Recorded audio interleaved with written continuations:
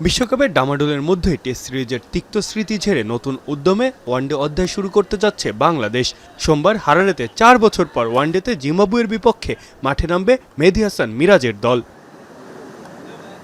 One day পরিসংখ্যান কথা বলছে বাংলাদেশের পক্ষেই। ৮১ বারের দেখায় টাইগারদের ৫১ জয়ের বিপরীতে জিম্বাবুয়ের জয় ৩০টি। তবে স্বাগতিকদের মাঠে লড়াইটা সবসময়ই কঠিন। জিম্বাবুয়েতে শেষ ৫ দ্বিপাক্ষিক ওয়ানডে সিরিজে স্বাগতিকরা এগিয়ে ৩-২ ব্যবধানে। যদিও সব মিলিয়ে শেষ ৫ সিরিজে ৪টি জিতেছে বাংলাদেশ। ম্যাচের আগে টাইগার কাপ্তান জানালেন, ব্যাটিং ব্যর্থতা কাটিয়ে উঠতে প্রস্তুত তার দল। লাস্ট কয়েকদিন আমরা খুব ভালো প্র্যাকটিস করেছি এবং ব্যাটসম্যানরা খুব ভালো রেসপন্সিবিলিটি নিয়ে ব্যাটিং করেছে এবং বোলাররাও ভালো জায়গায় বল করেছে।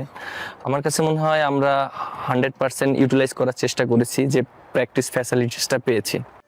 বাংলাদেশের লক্ষ্য টানা ৫ম ওয়ানডে সিরিজ জয়। তবে সিরিজ জয়ের লড়াইয়ের পাশাপাশি বিশ্বকাপের প্রস্তুতি ও কন্ডিশনের সঙ্গে মানিয়ে নেওয়ার চ্যালেঞ্জও থাকবে টাইগারদের সামনে। অধিনায়ক মেহেদী হাসান মিরাজ এই সিরিজকে দেখছেন প্রস্তুতির মঞ্চ হিসাবে। সামনে ODI world cup south Africa এবং জিম্বাবুয়ে আছে এবং আমরা এখানে 3টা ওডিআই ম্যাচ খেলার সুযোগ পাচ্ছি। সো আমার কাছে মনে হয় যদি আমরা 100% দিতে পারি এবং কন্ডিশনটা অ্যাডাপ্ট করতে পারি, প্রত্যেকটা প্লেয়ারের জন্য একটা বড় অপরচুনিটি থাকবে।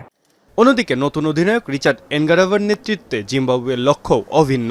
নিজেদের কন্ডিশনের সুবিধা কাজে লাগিয়ে 2027 বিশ্বকাপের আগে শক্তিশালী দল গড়ে তুলতে চায় রোডেশিয়ানরা। স্বাগতিকদের স্বপ্ন দেখাচ্ছে দুই দলের সবশেষ ওয়ানডে সিরিজের ফল, যেখানে হারারেতেই 2-1 ব্যবধানে জিতেছিল জিম্বাবুয়ে। হারারেতে পেশ সহায়ক উইকেটে টস জিতে আগে বোলিং করাই হতে পারে বড় সুবিধা, এমনটিই মনে করছেন সংশ্লিষ্টরা। সোমবার ম্যাচটি শুরু হবে বাংলাদেশ সময় দুপুর 1:30টায়। মাহফুজ আহমেদ, এখন।